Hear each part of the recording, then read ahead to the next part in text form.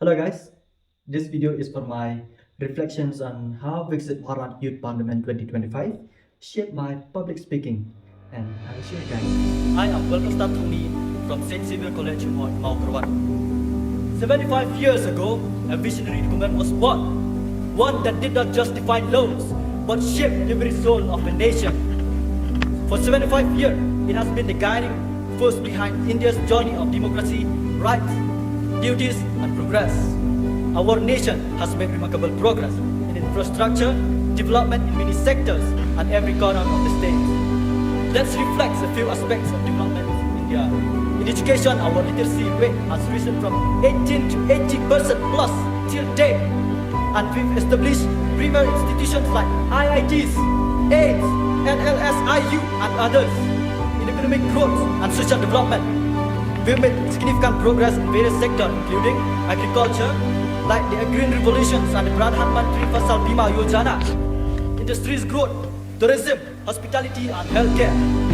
We made significant progress in empowering women's rights with reservation for women in panchayat, Beti Bachao, Beti Padho, Women's Self-Help Group, MGNREGA, which was benefit for every women in Meghalaya and rural areas.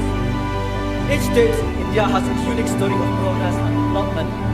From the vibrant cities of Maharashtra to the scenic beauty of Kerala, from the rich cultural heritage of Rajasthan to the economic growth of Gujarat, every state has contributed to India's growth and progress. As we celebrate this milestone, I'd like to make a special mention of my home state, Meghalaya. Over the years, Meghalaya has made significant progress in various areas including infrastructure development, education, healthcare, and tourism. Now, the responsibility of upholding constitutions values lies not just in courtroom or parliament, but in the hands of young citizens like us, as students, as future leaders, and as the driving force of tomorrow. As we strive for Viksit Bharat and develop India by 2047, remember, the constitution is not just an ink on paper. It is a promise we must renew every day. As we celebrate 75 years, let this not just be a moment of reflection, but a movement for action.